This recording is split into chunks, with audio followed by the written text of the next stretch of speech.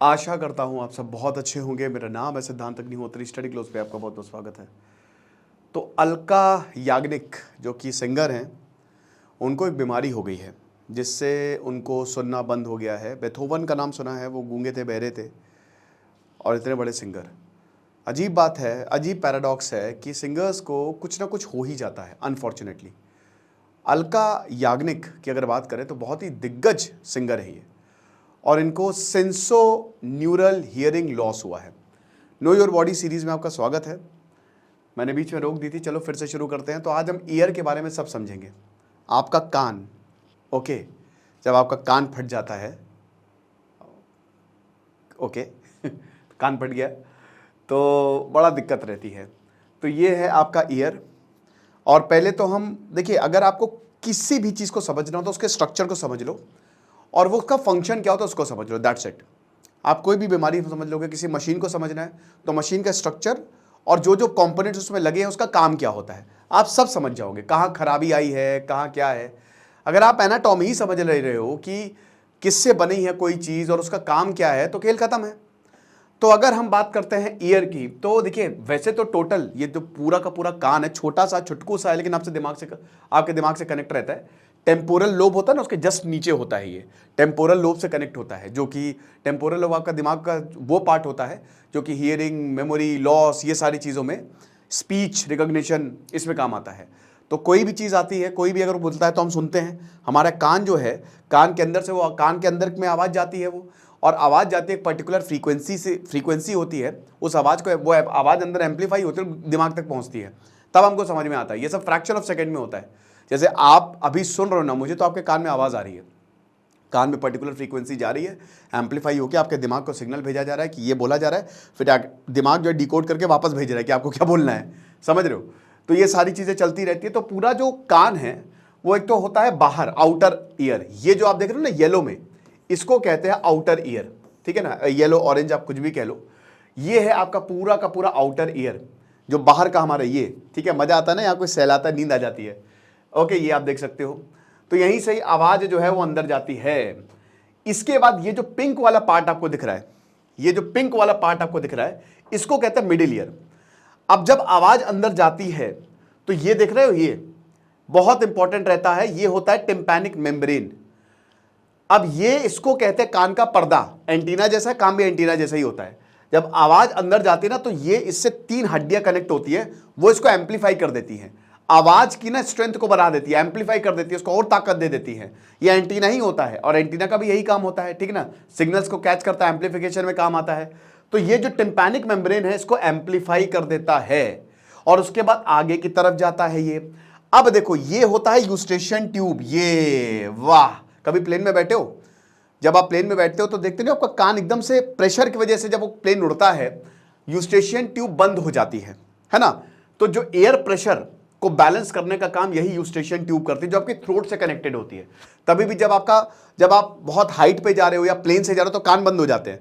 कान बंद नहीं होता एक्चुअली, कान देखिए 2 तरीके से बंद होता है। एक तो कुछ आपके इन पार्ट्स में प्रॉब्लम है, दूसरा आपके वैक्स, 90% में आपके कान में मैल जम जाता है, ठीक है। ग्लैंड होता है वो आपका ईयर वैक्स, बेसिकली ये जो वैक्स होता है ना, ये जो ईयर वैक्स, ये आपके कान को प्रोटेक्ट करता है, ये आपके कान के लिए बहुत इंपॉर्टेंट रहता है, ठीक है ना। तो अब बहुत ज्यादा जब ईयर वैक्स सेक्रीट होने लगेगा तो फिर आपका कान का पर्दा, मतलब कान जो है वो बंद हो जाएगा, तो उसको निकालना पड़ता है। वो तो परफेक्टली नॉर्मल है, लेकिन यूस्टेशियन ट्यूब वाला अलग हिसाब, उसमें लगता है कान एकदम खुला हुआ है, लेकिन फिर भी एकदम दबाव सा महसूस हो रहा है, क्योंकि प्रेशर डिफरेंस हो जाता है, ठीक है ना, एयर के प्रेशर डिफरेंस की वजह से। अब ये क्योंकि आपके थ्रोट से कनेक्टेड है, तो जब भी आप ऐसे जमाई लेते हो या खांसते हो या छींकते हो, ठीक है, या च्युइंगम खाते हो, तो आपका कान खुल जाता है। आपकी यूस्टेशियन ट्यूब जो ब्लॉक हो जाती है ना, अब अगर मान लो कि बहुत बुरी तरीके से, जैसे एयरप्लेन ईयर में बहुत भयानक तरीके से ब्लॉक है, तब तो आपको डॉक्टर के पास जाना पड़ेगा।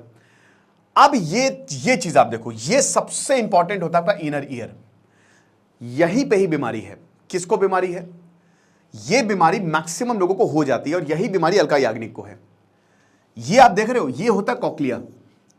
अब जो कॉक्लिया होता है, इसमें बहुत सारे हेयर्स होते हैं, ठीक है। अब ये हेयर जब आवाज आती है, आवाज यहां पे आएगी, ये हेयर जो वाइब्रेट करते हैं, आवाज को इलेक्ट्रिकल सिग्नल में कन्वर्ट करते हैं और ब्रेन के पास भेजते हैं। अब अगर मान लो हेयर डैमेज हो गए, तो फिर आपका ये वाला पार्ट डैमेज होगा। तो हेयर अगर सारे डैमेज हो गए तो ये वाला पार्ट पूरा डैमेज हो जाता है। ये जब ये सब होता है पूरा का पूरा, आवाज जो है वो, हेयर जो है वो वाइब्रेट होते हैं, उसके बाद इलेक्ट्रिक इंपल्स जो है वो जनरेट होती है और वो दिमाग तक जाती है। ऐसे ही हमारा दिमाग सिर्फ बिजलियों को ही लेता है, इलेक्ट्रिक इंपल्सेस को ही लेता है। ये कनेक्ट होता है वेस्टिबुलर नर्व से। किधर चला गया, ठीक है ना, ये जो है ये नर्व होती है, ये दिमाग से इसको कनेक्ट करती है। ये जो पीला में देख रहे हो, ये दिमाग से कनेक्ट करती है, यही डैमेज हो जाती है और यही डैमेज हो गई है। आप समझ रहे हो, यही डैमेज हो गई है। तो ये प्रॉब्लम हुई है किसको, अलका याग्निक को। अब आई होप आप पूरा स्ट्रक्चर समझ गए। अब मैं आपको कान से होने वाली सारी बीमारियां जो है वो बता देता हूं, क्या क्या हो सकता है आपको। तो ध्यान से समझिएगा, लेक्चर लंबा होगा, ठीक है। तो सबसे पहले हम बात करते हैं कि मेन फंक्शन ईयर का क्या होता है।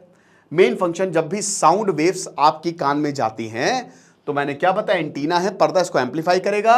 यहां पे इलेक्ट्रिकल इंपल्सेस में हेयर जो है वो वाइब्रेट करेंगे, है ना। हवा चलती है तो घास हिलती है, आवाज आएगी तो हेयर हिलेंगे, वाइब्रेट करेंगे, इलेक्ट्रिकल सिग्नल में कन्वर्ट होंगे और ये जो नर्व है वो आपके दिमाग तक इसको पहुंचाएगी कि हाँ भैया कुछ तो हुआ है, कुछ हो गया है, ठीक है ना। तो यही बेसिकली ये जो ऑसिकल्स होते हैं ना, ऑडिटरी ऑसिकल्स, जो इन्हीं को ही कहते हैं, ठीक है ना। ऑडिटरी ऑसिकल्स क्या करते हैं, ये एम्पलीफाई करते हैं और इन साउंड को जो है वो आगे भेजते हैं। और जैसे ही ये साउंड आपके इधर तक जाते हैं, ठीक है, तो ये इन हेयर्स को स्टेरोसीलिया कहते हैं। जो छोटे छोटे हेयर्स होते हैं वो फाइनली इलेक्ट्रिकल, ये वाइब्रेशंस को इलेक्ट्रिकल सिग्नल में कन्वर्ट करते हैं और ब्रेन्स तक पहुंचाते हैं। अब जैसे इनर ईयर, जैसा कि हमने बताया कि ये जो सेमी सर्कुलर, यहां पे फ्लूइड प्रेजेंट होता है। ये वाला जो आप देख रहे हो ना, इसी को कॉक्लिया करते हैं, इसके अंदर जो है ना फ्लूइड प्रेजेंट होता है, ठीक है। अब ये फ्लूइड से भरा होता है और इसमें हेयर लाइक सेंसर्स जो है वो प्रेजेंट होते हैं। ये फ्लूइड बड़ा इंपॉर्टेंट होता है। जैसे आपने देखा होगा ना कि कई बार क्या, जब आप मोशन सिकनेस हो जाती है, जब आप पहाड़ों पे जाते हो, ठीक है, या गाड़ी में चल रही है, गाड़ी में ऐसे नीचे, तो इसी फ्लूइड की वजह से ही मोशन सिकनेस होती है। ओके, तो ये चीज है। एयर कहाँ लोकेटेड होते हैं, एयर बेसिकली टेम्पोरल लोब, जो आपका दिमाग होता है उसके नीचे जो है वो लोकेटेड होते हैं। तो हमने कंडीशन समझ ली, अब हम डिसऑर्डर समझते हैं, ठीक है। तो सबसे पहला डिसऑर्डर होता है ईयर इन्फेक्शन, जिसको ऑटिटिस मीडिया कहते हैं, ठीक है। ये मिडिल ईयर में होता है आपके, ठीक है, यहां पे, ठीक है। ये वाला आपको मिडिल ईयर दिख रहा है ना, ये पिंक वाला जो है वो मिडिल ईयर है। अब मैं पेन नहीं चलाऊंगा। तो बेसिकली मिडिल ईयर में आपके इन्फेक्शन हो जाता है। अब जब बैक्टीरिया और वायरस यहां पे आता है, यहां ट्रैप हो जाता है, तो फिर आपका मिडिल ईयर जो है वो इन्फेक्ट हो जाता है। अब ये मैक्सिमम बैक्टीरिया वायरस किसको होगा, जो बच्चे होंगे, जिनका इम्यून सिस्टम कॉम्प्रोमाइज होगा। तो जो बच्चे होते हैं, बच्चे ज्यादा वल्नरेबल होते हैं, तो वायरस और बैक्टीरिया इसको इन्फेक्ट कर देता है, तो उनको जो है वो दिक्कत हो जाती है। लेकिन परेशानी की बात नहीं है, ये आसानी से ठीक हो जाता है। कहीं पे भी वायरस या बैक्टीरिया आएगा तो एंटीबायोटिक से वो आसानी से ठीक हो जाएगा। अगला जो हम बात करते हैं, जब यूस्टेशियन ट्यूब, ये वाली ट्यूब जो है, जो मैंने आपको बताई ना एयरप्लेन ईयर वाली, यूस्टेशियन ट्यूब डिसफंक्शन कर जाती है आपके मिडिल ईयर को, ये आपके थ्रोट से कनेक्ट कर रही है ना। तो ये खांसेंगे, छींकेंगे तो आपकी यूस्टेशियन ट्यूब जो है वो खुल जाती है। जब भी ये ट्यूब जो है वो क्लॉग हो जाती है, यानी कि एकदम भर जाती है, ठीक है, ये प्रेशर डिफरेंस की वजह से एकदम हवाई हवा भर गई, तो फिर प्रॉब्लम हो जाता है, यानी कि आपका यूस्टेशियन ट्यूब जो है वो डिसफंक्शन कर गई। इस टिनिटस कहते हैं कि ऐसा रिंगिंग का साउंड जो है ना, उस तरीके का आपको महसूस होता है और बहुत भरा भरा सा लगता है, मतलब बहुत कुछ भर दिया है कान में, है ना। आप समझ रहे होंगे, जब भी आप प्लेन में जाते हैं या हाइट पे जाते हैं तो इस तरीके की चीजें तो हैं वो होती हैं। देन उसके बाद स्विमर ईयर्स, जिसको ऑटिटिस एक्सटर्ना कहते हैं, ये भी ईयर कैनाल इन्फेक्शन होता है जो बैक्टीरिया और फंगाई से होता है। अब इसमें क्या है कि कई बार आपके कान में पानी चला जाता है ना, कान में पानी चला जाता है और आपका कान हो जाता है ब्लॉक। और अगर मान लीजिए कि आप कोई स्प्रे हो गया या कुछ, अगर कोई फ्लूइड अंदर चला गया, तो उसकी वजह से भी ये वाला चीज डेवलप होती है और इसको आप साफ कर सकते हो। हालांकि बहुत ऐसी नहीं कि बहुत ही कॉम्प्लिकेटेड प्रॉब्लम है। सबसे खतरनाक होता है रप्चर्ड ईयर ड्रम, जब आपका कान का पर्दे में होल हो जाता है, या कहते हैं ना कान का पर्दा फट गया। तो अगर बहुत ज्यादा तेज नॉइज सुन रहे हैं, देखिए नॉइज आपका, नॉइज को किससे नापते हैं, डेसिबल से, डीबी। 60 डेसिबल तक ठीक है, यानी कि आप फोन का आधा वॉल्यूम, उतना ठीक है। जो हम मैं बात कर रहा हूं ना 60 डेसिबल तक है, इतना ठीक। 80 से ऊपर गया ना तो ये बहुत ज्यादा हो गया। जो ट्रैफिक नॉइज होती है ना 80 से ऊपर होती है।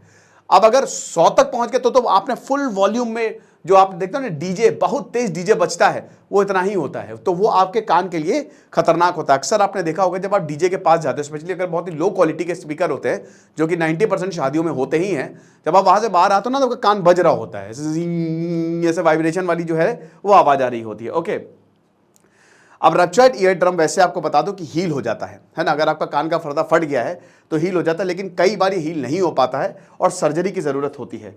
Then there is otosclerosis.